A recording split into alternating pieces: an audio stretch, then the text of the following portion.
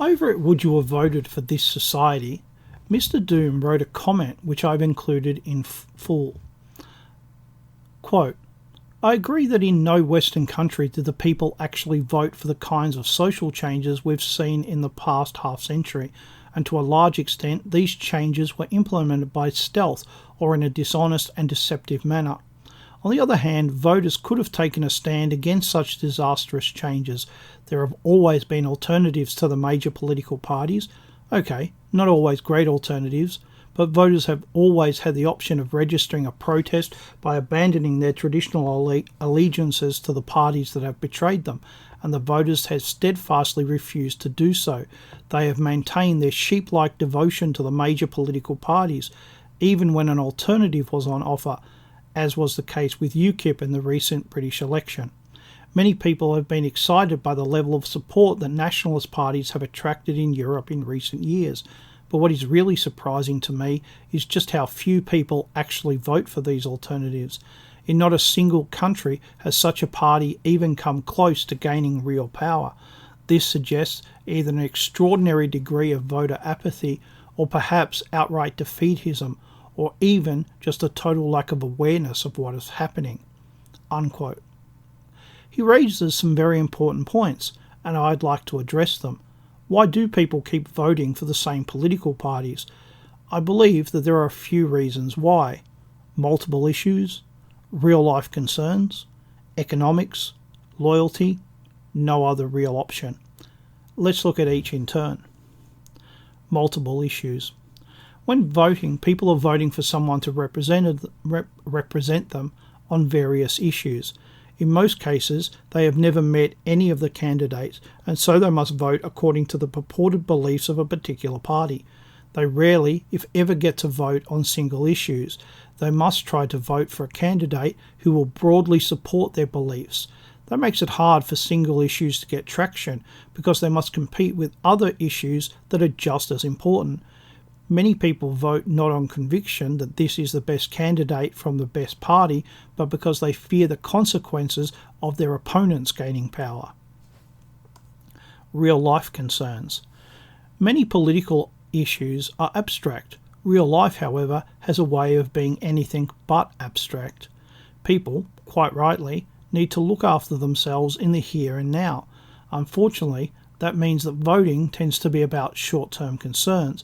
So, for example, it's not so much about tax policy and how much the government needs, but instead becomes about tax rates. How much am I paying, and can I pay less? Politicians often encourage this because they are also thinking short-term. Real-life concerns stop people from thinking about deep issues, as they have more immediate issues to deal with. Will I keep my job? Does that girl love me? Why isn't my child sleeping at night? What's wrong with my arm? It hurts for no reason. Real life, all these things are legitimate things to worry about, and they get in the way of things that are also real life issues, big issues that need to be dealt with. Immigration, for example. Economics. The fear of a bad economy is huge. People live in constant fear of the economy. I can never remember a time when the economy wasn't an issue, when people didn't fear it. It stops many people from changing how they vote because of fear. They need their job, and they know that there are plenty of unemployed already. How would they pay for the house, pay their bills, look after themselves and their family? The fear that the economy will go bad is very real. Becomes from time to time, it does exactly that. Loyalty.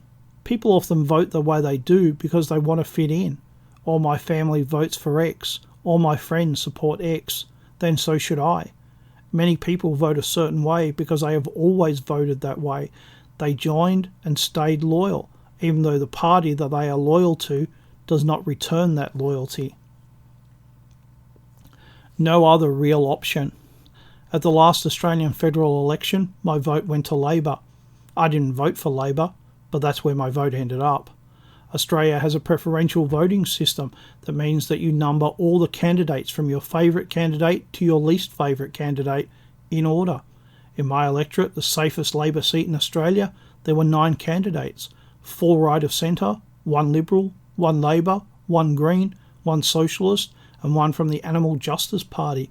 And right there is the order in which I voted. Labor in 6th place. So how did my vote end up with them? If your first preference doesn't win, then your vote goes to your second preference. And it just keeps doing that until only 2 candidates are left. Those 2 candidates then receive all the votes. In nearly every electorate in Australia, the 2 parties are the Liberal and Labor. In my electorate, it's Labor and the Greens. In a first-past-the-post system, unless you vote for the winner, you may as well not have bothered to vote. There's no perfect voting system. They all have limitations, but it means that just voting isn't enough. Why were there 4 right-of-centre parties? Each by themselves was nothing special, but together, even in a left-wing electorate, they don't win, but they get pretty respectable numbers. In more conservative electorates, they would win if they didn't split their share of the votes. But if they won, they would need to have competent policies and candidates. To be honest, I feel that these parties are more anti than pro. They know what they are against, but they are not so certain of what they are for. And to be frank, that's not enough. The truth is that the options just aren't that good in most cases. I must disagree with you on one point, Mr. Doom. UKIP did splendidly in the last election. 11 million votes is fantastic. Only winning 1 seat is unfortunate. But remember, that is a 100% improvement on their position in the last parliament. They are in a great position to do more in the future. My one concern is that they are not a Conservative Party any more than the British Conservative Party is. But if I were in the UK, I would vote for them. I might even have joined. They are a ray of sunshine in a very dark sky.